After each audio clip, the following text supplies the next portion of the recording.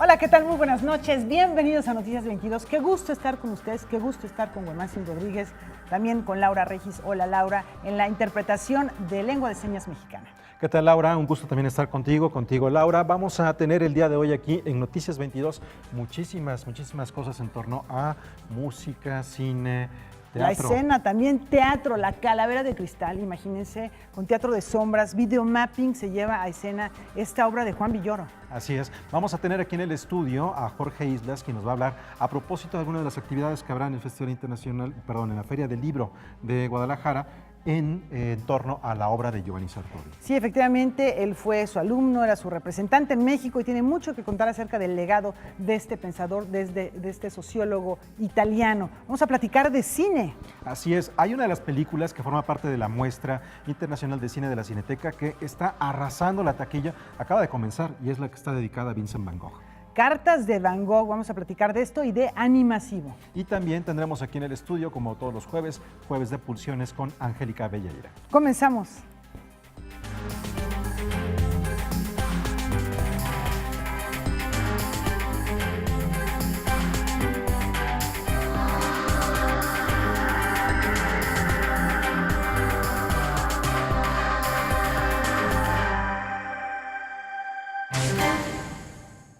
La Fundación Ricardo Martínez dio un adelanto de las actividades con las que van a conmemorar el centenario de este pintor. Así es, este pintor mexicano que cumple 100 años en 2018.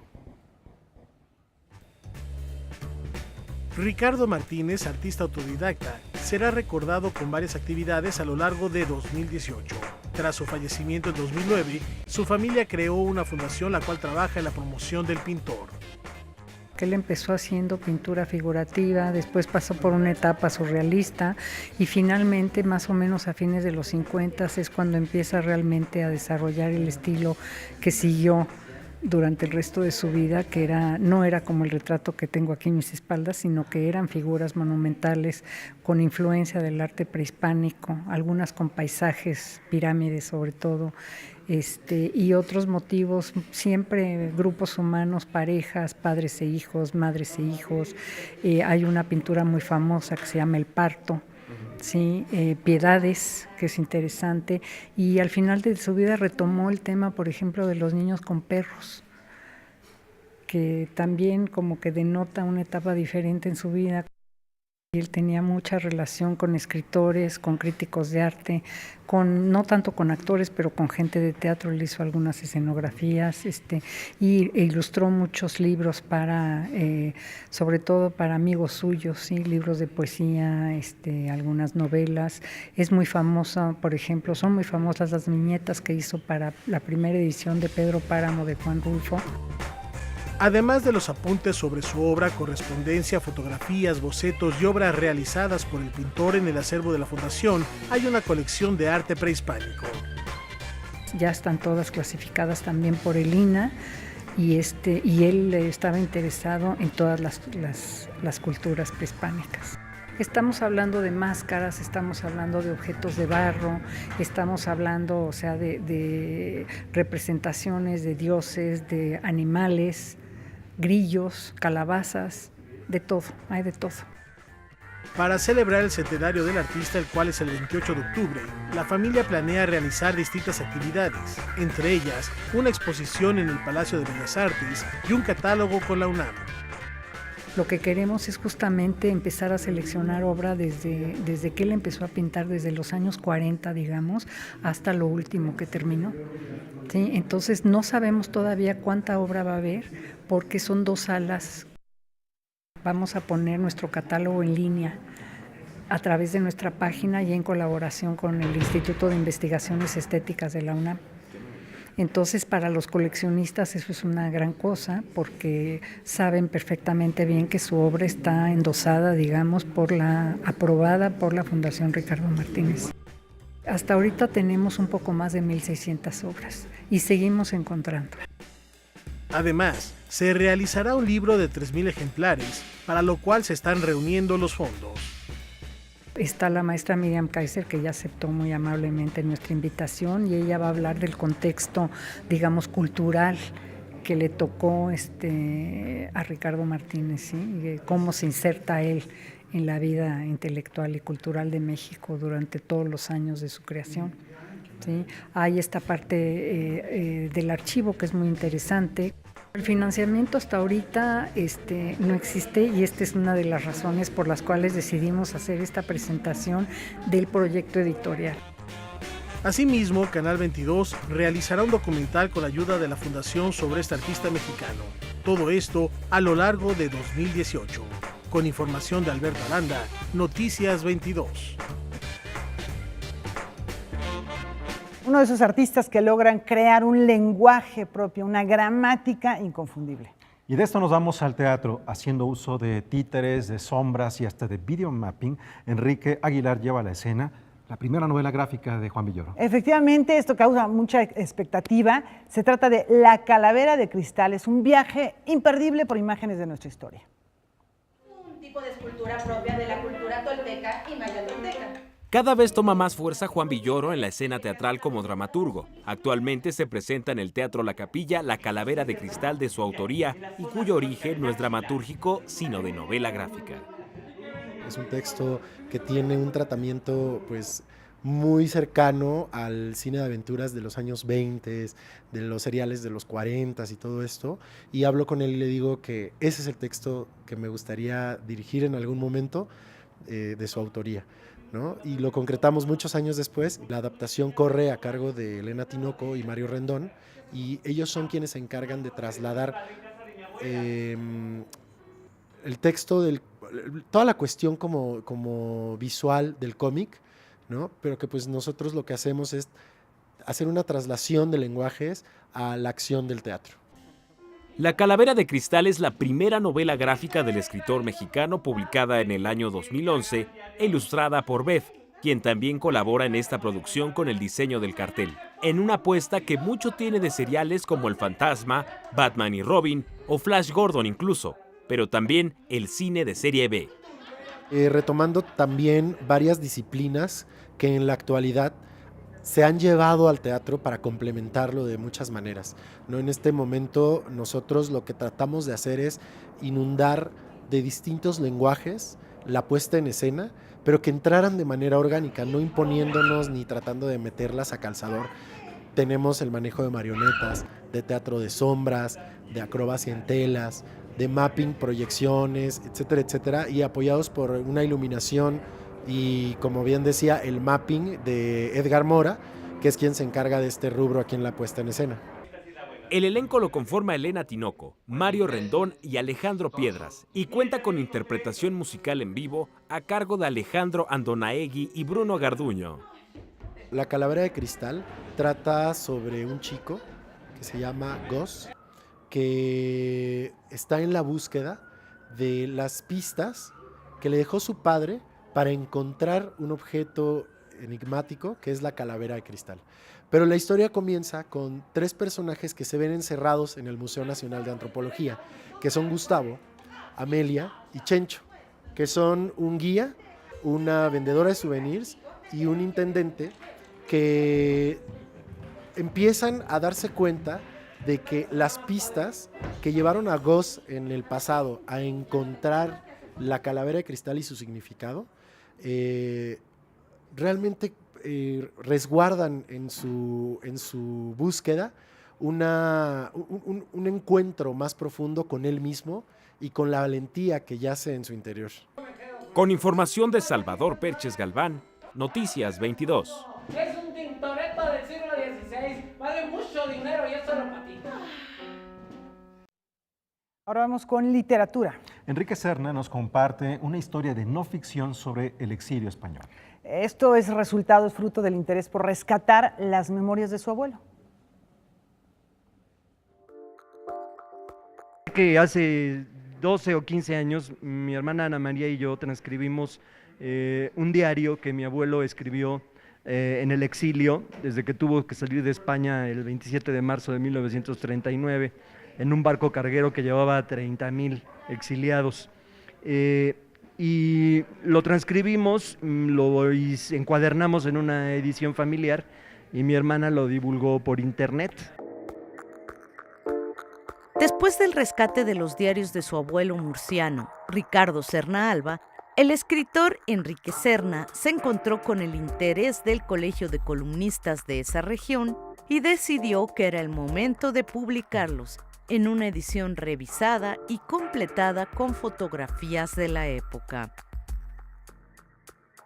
Antes de la propia historia del exilio en Orán, fue que empecé a investigar la educación en la región donde vivía él y donde vivo yo actualmente, en Murcia, y me encontré que en los años 20 ya estaba denunciando contra el poder político lo mal que estaba la educación y la enseñanza, que nadie invertía nada, que las escuelas se caían, que los maestros pasaban meses y meses sin cobrar. Esa denuncia a mí me llamó la atención de cara a un congreso de historia de la educación, y así lo publiqué. Pero pasadas las semanas me dije, una persona que se enfrenta a las bravas y de esta forma tan clara al poder político tiene que tener algo detrás más importante que eso. Bueno, cuando entran los fascistas a Murcia, mi abuelo tiene que abandonar el periódico que dirigía, El Liberal de Murcia, y se queda, digamos, sin su tribuna, ¿no? Pero entonces él empieza a escribir este diario, digamos que es, creo yo, un antídoto contra la angustia y contra la desesperación, ¿no? De tratar de mantener su fidelidad a la palabra escrita, ¿no? Escribiendo ahora para sí mismo, pero con la idea de que esas notas le sirvieran más adelante, probablemente para escribir una crónica, que ya no escribió jamás, porque ya en México, pues yo creo que no hubiera tenido eco más que entre la propia comunidad de exiliados. Ricardo Serna Alba y El Liberal, El exilio en Orán, se presentó en el Ateneo Español de México. Noticias 22, Irma Gallo. Antes de irnos a la pausa, les comentamos que hoy la UNAM está de fiesta, está celebrando el 10º aniversario de haber sido inscrito su campus central, Ciudad Universitaria, en la lista de Patrimonio Cultural de la Humanidad de la UNESCO. Ya son 10 años, Guamán. 10 años, la verdad sí. Me impresiona porque lo siento que es tan reciente, porque hemos dado seguimiento aquí en Noticias 22 a lo largo de estos 10 años sobre las diversas actividades en torno al campus, que, como mencionas, Laura, son ya 10 años de que forma parte del Patrimonio de la Humanidad de la UNESCO, y esto lo ha celebrado con una actividad muy particular. Efectivamente, se realizó un encuentro titulado Murales de Luz. Y este fin de semana habrá actividades culturales que van a continuar con ese espíritu festivo en el marco del Festival Vértice. Recuerden que el Festival Vértice tiene que ver con arte experimental, también con nuevas tecnologías, con la vanguardia, que se hace desde diferentes formatos y expresiones artísticas. Y también esto se celebra como parte de la tercera temporada de la OFUNAM, así como diversos conciertos, recitales que tienen que ver con música UNAM. Así es.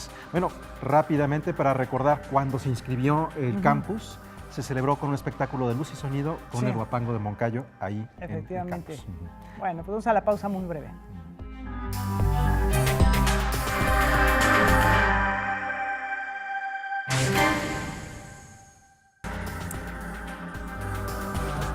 Tenemos la información cinematográfica con Julio López, Guamán. Hay cosas muy interesantes.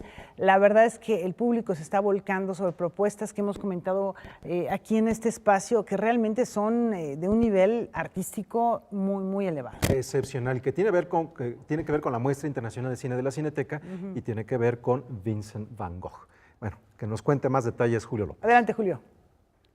¿Qué tal, Laura, amigos de Canal 22, Güemansin? Pues ya lo decías tú, justamente esta película, Cartas a Van Gogh, se estrenó dentro de la muestra de cine de la Cineteca Nacional, pero también ya este fin de semana llega a la cartelera comercial, solo va a estar por una de las dos cadenas, de las grandes cadenas que está en nuestro país, va a estar por Cinemex.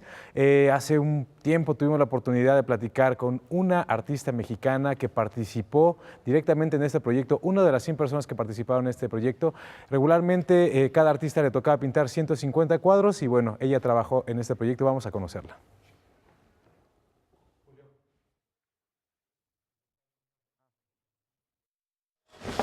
Revolucionario en su técnica, Loving Vincent es el primer largometraje animado que fue totalmente pintado a mano. En este proyecto trabajó Mayra Hernández, única mexicana que fue parte del plan, quien después de estudiar en Reino Unido llegó a Polonia. Todo empezó porque un amigo que se llama Mark me envió la convocatoria y me dijo, mira, están llamando, están pidiendo que subas tu portafolio y como yo estaba haciendo un video para un grupo musical que se llama Triciclo Circus Band, que es como de una técnica similar, pues entonces ya apliqué y mandé mi portafolio y esperé, y fue hasta mayo que me dijeron, oye, ven a Polonia, por favor, si queremos como hacerte la prueba de 3 días, y después dijeron, bueno, pues sí pasaste la prueba de 3 días y ahora tienes que estar 3 semanas haciéndolo de como la práctica, se puede decir. Entonces ya después de esas 3 semanas ya entrábamos a animar.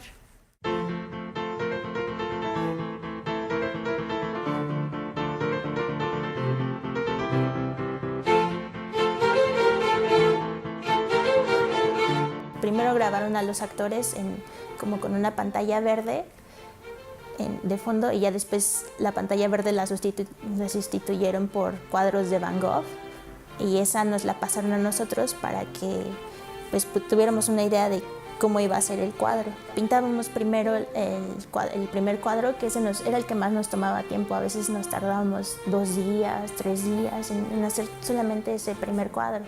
Y todavía, o sea, nos comunicábamos todos como por una especie de messenger, y por ahí teníamos que enviar los archivos, y la directora tenía que darle el visto bueno a ese primer cuadro. Y si como que no le daba el visto bueno, tenías que seguir trabajando, cambiándole el color o no sé qué. Porque como todo bailado, tienes que checar que los colores sean exactos, o que sí se vea estilo Van Gogh, o sea, porque cada artista tenía su propio estilo. Y es algo que todavía, a pesar del control que tuvieron, se puede ver como cierto estilo de cada persona. A pesar de que pintamos el mismo personaje, cambia porque diferentes artistas lo pintaron. Entonces, sí se ven esos cambios, y siento que eso le aporta riqueza también a la película.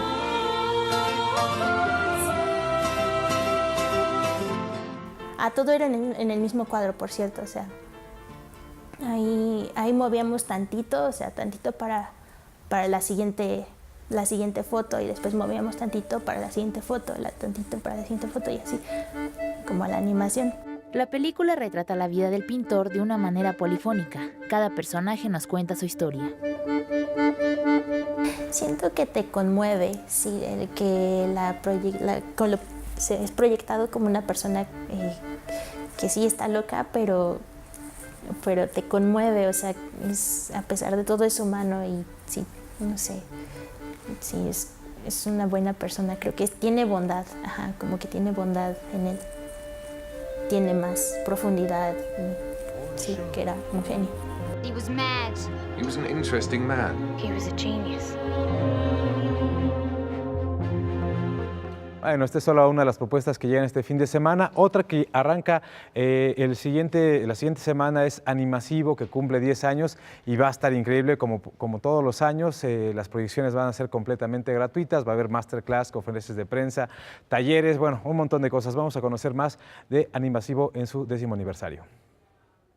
Chitril inmundo, aquí hasta huele mal.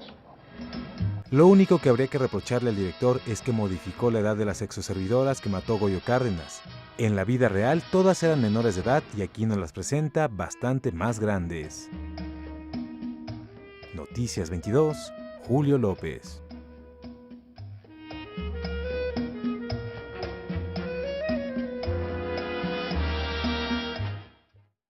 Bueno, ahí lo tienen, vimos un poquito de Los Crímenes del Mar del Norte, que también se estrena este fin de semana en la cartelera nacional, pero ahora sí los invitamos a ver lo que viene para el Festival Animasivo. Entre ellos va a haber un invitado que ganó un Oscar, un Goya, van a tener proyecciones en el Centro Cultural España, van a estar en la Cineteca Nacional, también van a estar en el Museo Rufino Tamayo, en el Instituto Goethe. Bueno, en fin, Animasivo es un proyecto que surgió ya, como ya lo decía, hace una década, y que originalmente formaba parte del Festival del Centro Histórico, luego tomó su propio camino, ha tenido diferentes directores, pero al final pues este festival va caminando poco a poco.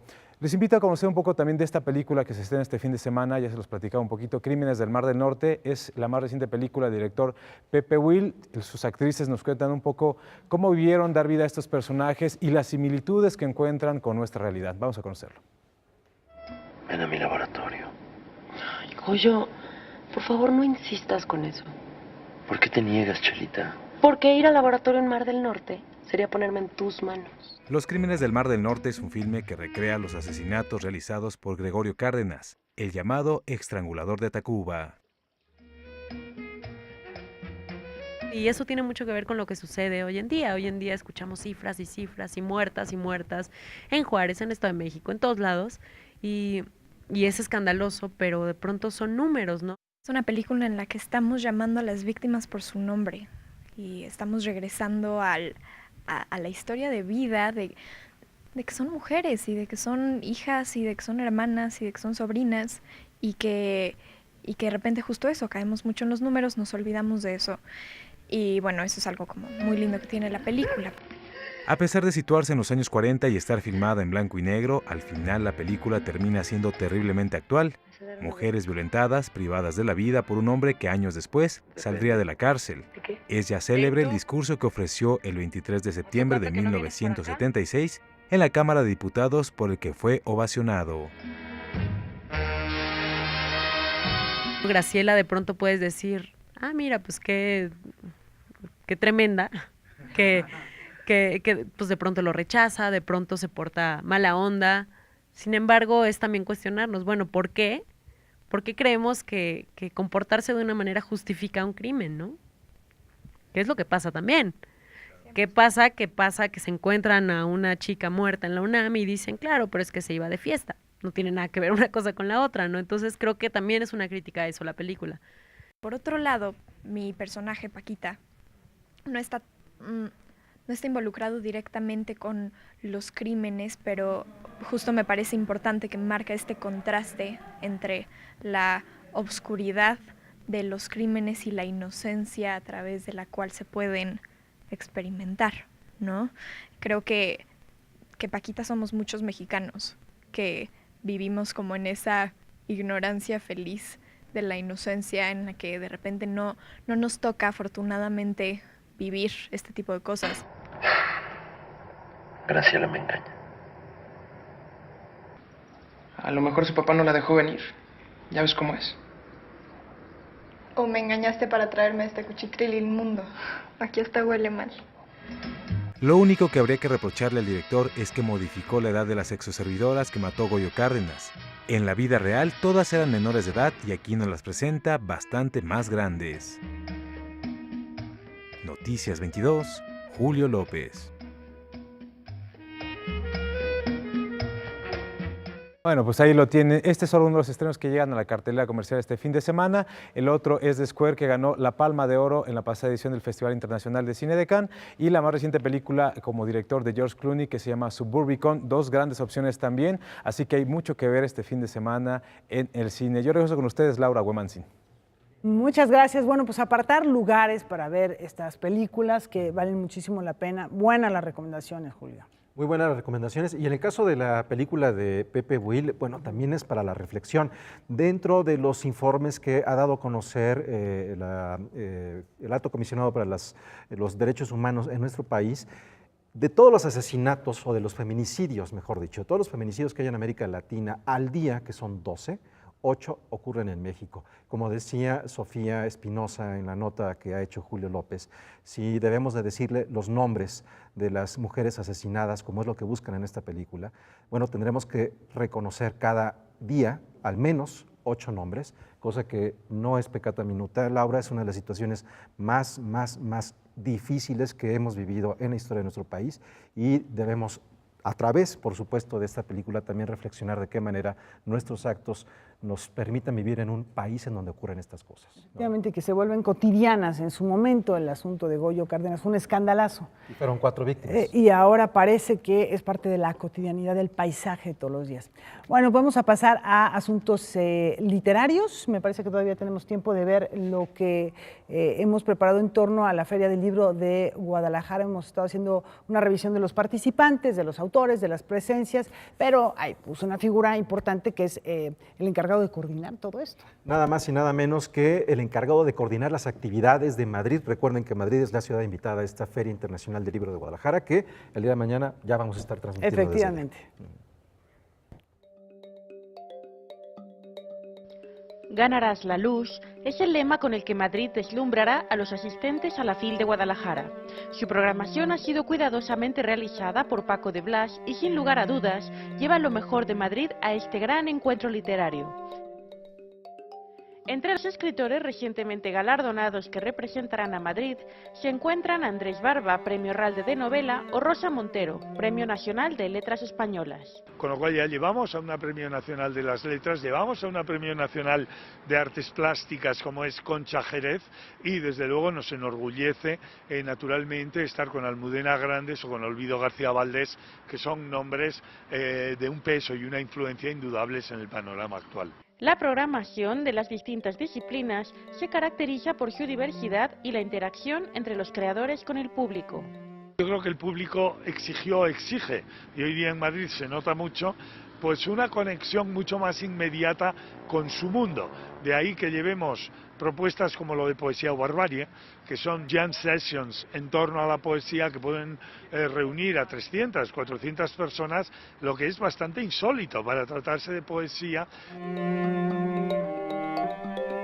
Lo mismo hablamos con el teatro, llevamos una competición dramática en la que sobre un escenario, pues básicamente dogma, es decir, un ring de boxeo por único elemento escenográfico, obras de teatro mexicanas y españolas competirán hasta que quede solo una, y será el público quien dirima la palma de cuál ha sido la mejor.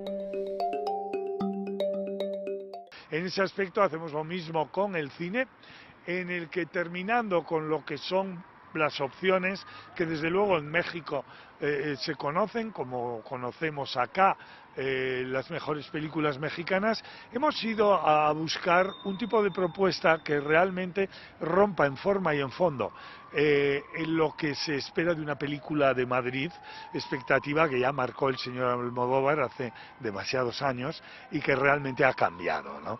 Hay un nuevo documental, una nueva manera de entender el documental, una nueva manera de entender el drama y la mezcla entre ambos que está rompiendo con la idea de que tú vas al cine hora y media y ves una historia con planteamiento, nudo y desenlace. No, llevamos opciones mucho más plurales a Guadalajara, que espero que el público tapatío y latinoamericano que se encuentre allá compartiendo con ellos estos días entiendan, disfruten y aplaudan. La propuesta musical, que cada noche podrán disfrutar más de 4.000 asistentes, se caracteriza por la interacción entre bandas españolas y mexicanas. El rock, el pop ha conseguido fusiones extraordinarias y eso es lo que queremos llevar allá, con grupos tan esperados desde España como Vetusta Morla o Dani Martín, Joel López, confrontarlos con sus pares, Carla Morrison, La Fourcade, Siddhartha, Porter, Sonido Gallo Negro, pues nos ha parecido una experiencia que además, tanto a Phil como a nosotros, nos parece interesante abundar en esa idea para terminar creando un mercado a uno y otro lado del Atlántico que haga con que nuestras bandas de música y nuestras industrias generales y nuestras industrias culturales en general tengan esa posibilidad de cruzar el charco con mayor frecuencia y mayores garantías para procurar una mayor comprensión entre nosotros. Realmente lo que llevamos al público mexicano es lo mejor que tenemos aquí. Luego ya que juzguen. Para Canal 22, desde Madrid, España, Francina Islas, corresponsal. Bueno, nos vamos a la pausa. Antes les comentamos que el próximo lunes la bailarina, bailaora, coreógrafa, maestra Pilar Rioja va a ser homenajeada. Así es, esto va a ser en el Palacio de Bellas Artes, donde ella va a recibir la medalla Bellas Artes por su trayectoria y por sus destacadas aportaciones a la danza española y flamenca en nuestro país. Gran maestra, formada en parte allá en España, pero también en México. Quiso regresar a México para lo que aprendió allá, compartirlo con el público, con sus alumnos, y de verdad una trayectoria impresionante. Felicidades. Enhorabuena. Una pausa, volvemos de inmediato.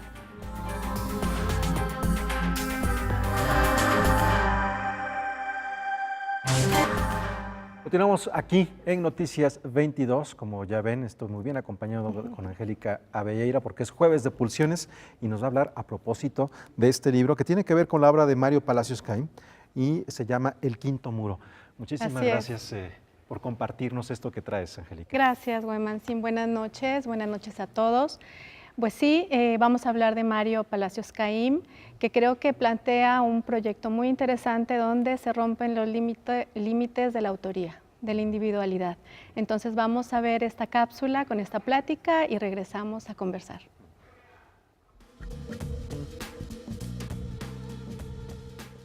El trabajo con los reflejos surge de una manera natural, mediante viajes o recorridos, excursiones, en donde pues tomaba fotos de diferentes cosas y empezó a llamar mi atención el reflejo del agua, de la superficie del agua, en fuentes, lagos, canales, charcos. En época de lluvias se forman charcos en mi taller sobre unas tapetes de neopreno que yo tenía ahí, producto de otra obra que había yo trabajado con hule, y veo que la reflexión sobre fondo negro es muy nítida, es muy potente, súper fiel. De ahí surge la pieza de la celda contemporánea y posteriormente hacia la sinagoga, en donde ya modificó el soporte, ya no es un tapete de neopreno, son unos círculos negros, que son tapas de tambos de metal. Las pinto de negro y sobre eso me funciona perfecto para poder hacer una coreografía, que esa era la idea, que se moviera durante los 6 meses que duró esto, ¿no?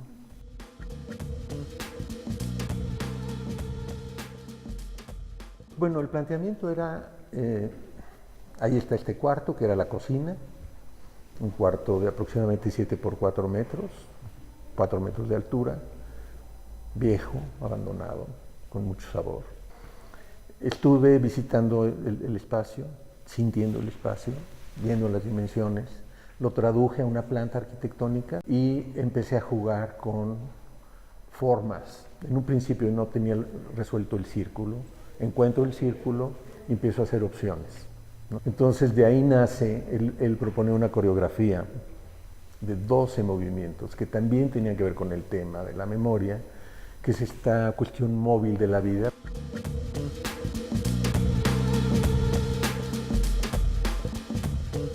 Lo que sucede con estas intervenciones es que es lo que le da vida, es lo que le da más fuerza, para mi gusto, a la pieza. Cuestiona la autoría, la abre completamente. Es una pieza abierta a cualquier interpretación, interacción. Y eso creo que el hecho de haberlo seguido y haberlo favorecido ha ayudado mucho a que la pieza continúe viva.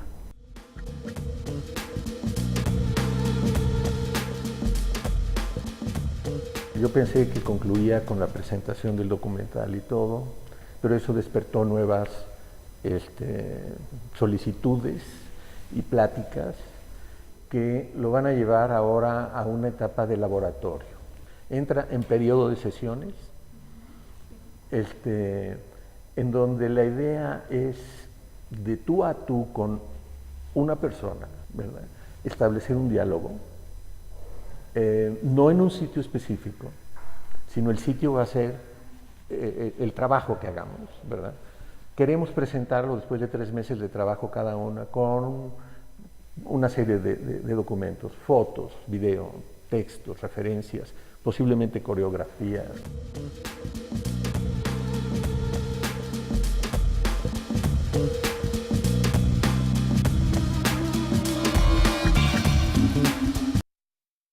Pues qué bellas imágenes del trabajo del Quinto Muro, celebrado ahí en la Sinagoga Histórica de Justo Sierra, en el centro de la Ciudad de México, que, bueno, veremos qué es lo que ocurre, porque comenzó con un programa de actividades artísticas y culturales fascinante, entre las cuales participó Mario Palacios Caim, y que, bueno, ahora está como esperando atención, ¿no? Así es, digo, es lamentable que un espacio tan hermoso esté, digamos, ahorita cerrado. Esperemos que haya más proyectos, digo, y la importancia de ese espacio en ese sitio de la Ciudad de México, del centro, donde no hay muchas opciones, ¿no? Porque está mucho más cercano a la Merced. Entonces esperemos que haya más actividades ahí, que se anime, que se reanime. Y bueno, en YouTube está el documental que también de origen al Quinto Muro, está este libro que es muy hermoso. Y bueno, también decir que la plática que sostuvimos con Mario se hizo en un nuevo espacio, Black Box, que está en San Ángel, en Avenida Revolución, y va a ser un espacio, un laboratorio también de experimentación de iluminación. El arte y todas las derivaciones de la luz, que se abre hoy precisamente, por eso Mario no pudo estar con nosotros en persona, y junto a este lanzamiento también una nueva editorial de gráfica, Anémona. Entonces siempre es bueno tener nuevos tránsitos del arte para la gente, para los editores, para los artistas. Y lo que estábamos viendo con este artista y este trabajo que nos compartes, Angélica, es el tête-à-tête, ¿no? Es de qué manera dialogar un artista con otro a través de diferentes expresiones o de sus nichos de expresión, que es lo que veíamos dentro del video, que es lo que viene en el libro, pero que este proyecto continuará.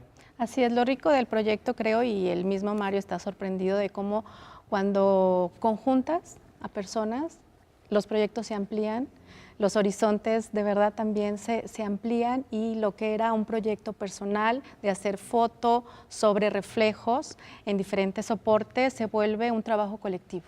Y esta cuestión autoral, que cada vez más creo que en el arte contemporáneo se están diluyendo estos límites. Entonces, bueno, pues larga vida a El Quinto Muro.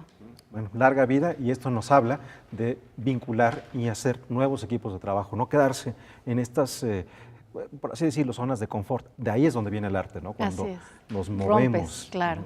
Pues Angélica, muchas gracias por este juego de pulsiones. Hasta luego, muchas gracias. Continuamos contigo, Laura, que tenemos Muchas gracias, Guamansin, Angélica, nos vemos muy pronto.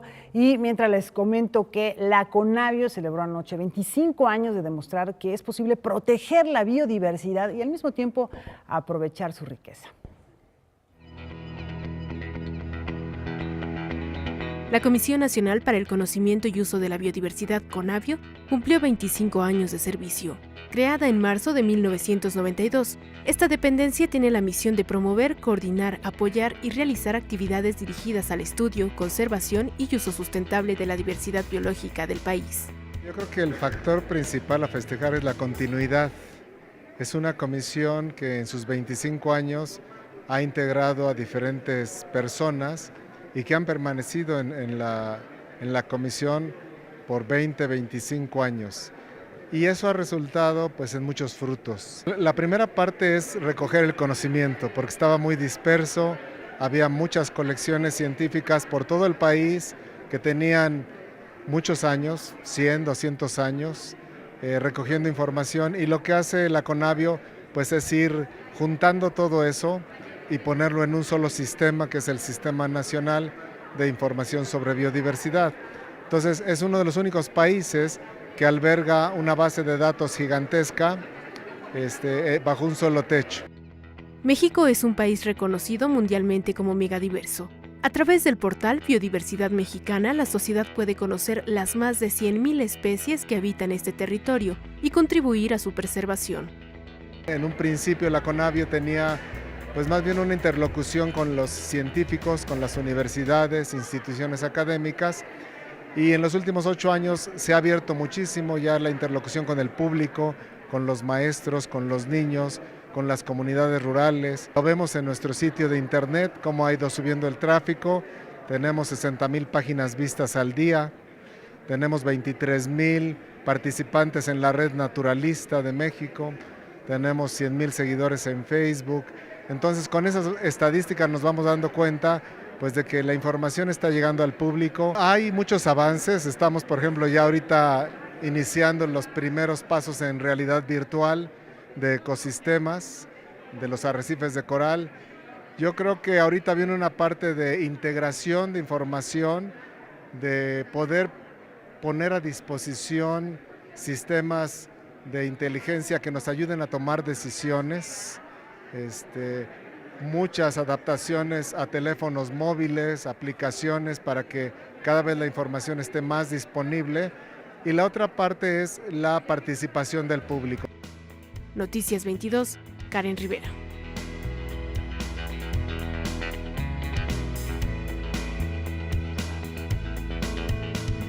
Y para abundar sobre la importancia de la biodiversidad, la diversidad que tenemos aquí en este país llamado México, México está entre los primeros países del mundo con mayor cantidad de diversidad. Estamos hablando de que esto es después, por ejemplo, de países, el más importante Brasil, después, por muy pequeñito que sea, Costa Rica, China. México está entre los primeros 5 países con mayor diversidad de todo el planeta. Algo que tenemos que no solamente presumir, cuidar, sino también reflexionar. Bueno, cambiamos ahora de temas. Animadora de la vida cultural en Cataluña e impulsora de un festival dedicado a la novela negra, ella es Montse San Juan, quien va a estar en la Feria Internacional del Libro de Guadalajara, acompañada por una eminente investigadora criminal.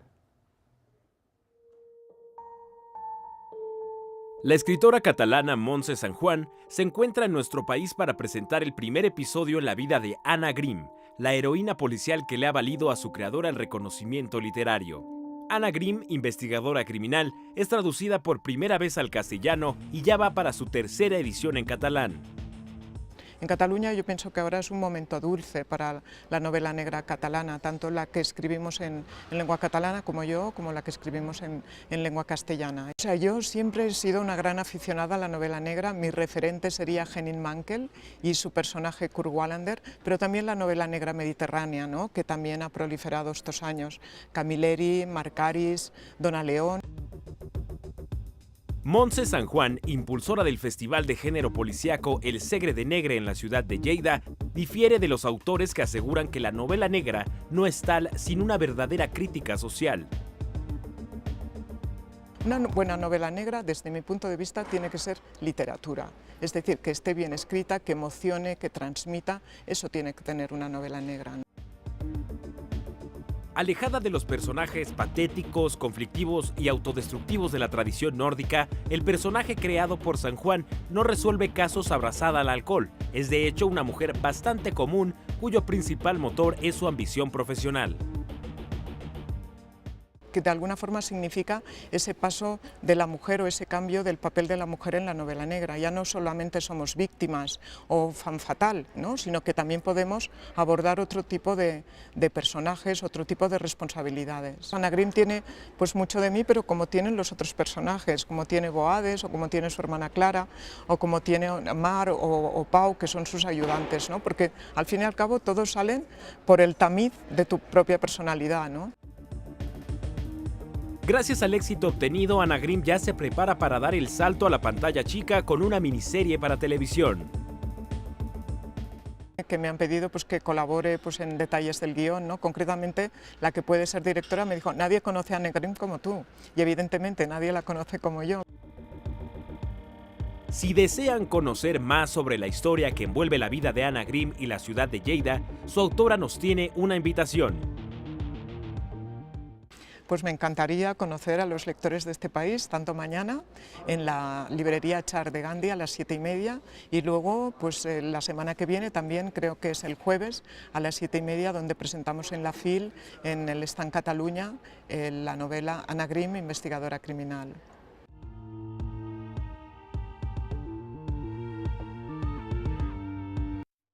Nos vamos a una muy breve pausa, Guamancín. Volvemos en un instante.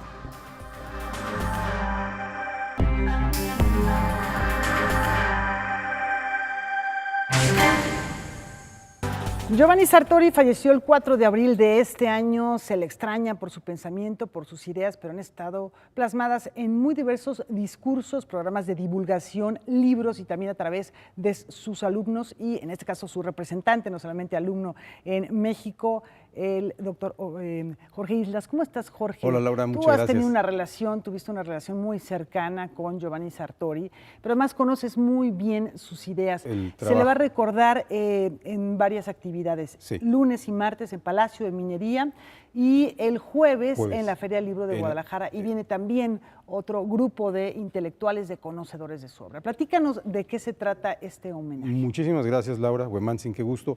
Vamos a trabajar desde la UNAM, se convoca un foro en homenaje póstumo a un pensador universal que trabajó mucho acerca de México, le llamó mucho la atención los fenómenos sociales y políticos de México, y me parece que es muy justo que se le rinda este homenaje.